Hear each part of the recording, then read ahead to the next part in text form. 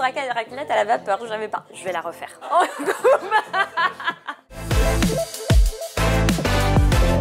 Il n'y a pas de règle pour le petit déjeuner, hormis éviter le surplus de sucre rapide. On va favoriser un petit déjeuner équilibré avec des sucres lents, des fibres, afin de tenir toute la matinée. Pour ma part, j'alterne avec des œufs brouillés, avocado toast, parfois un peu de confiture, en tout cas toujours accompagné de pain complet ou semi-complet, un yaourt, un fruit et un carré de chocolat pour le côté gourmand et plaisir du petit déjeuner. En fait, tout est une question de juste dosage.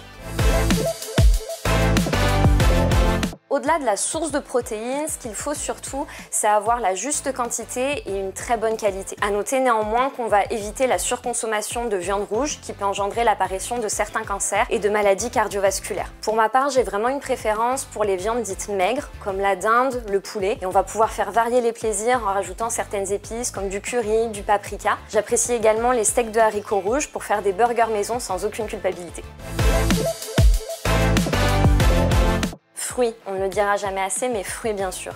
Une bonne santé va de pair avec une bonne alimentation. Donc tous les produits transformés, comme les jus, sont souvent trop riches, trop gras, trop sucrés et finalement nous laissent sur notre faim. Donc on va plutôt s'orienter vers des produits bruts. Pour ma part, quand je choisis mes fruits, j'essaie de le faire en fonction des saisons, de mes envies, mais aussi de mes besoins. L'orange du petit déjeuner, par exemple, va m'apporter le coup de punch dont j'ai besoin pour me mettre en route, tandis que la banane du midi m'évitera la fringale de 16 h.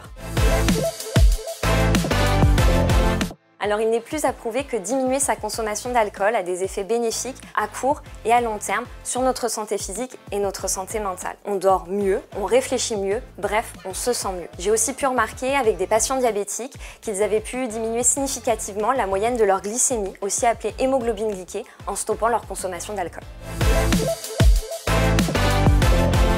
Rééquilibrer son alimentation va permettre de prendre de bonnes habitudes au quotidien, tandis que le régime restrictif va peut-être avoir cet effet boomerang. Cela peut déstabiliser notre métabolisme et même engendrer de l'obésité. Ce qu'il faut retenir, c'est qu'on va chercher à utiliser les calories que nous avons consommées. Dans nos établissements Vive 3, nous prenons en charge tant l'obésité d'adultes que des enfants, en proposant des ateliers de cuisine thérapeutique et d'activités physiques adaptées. La prise en soin peut aussi être complétée par des consultations et des ateliers avec psychologues, socio-esthéticiennes, parce que le poids, oui, c'est dans l'assiette, mais c'est aussi dans la tête.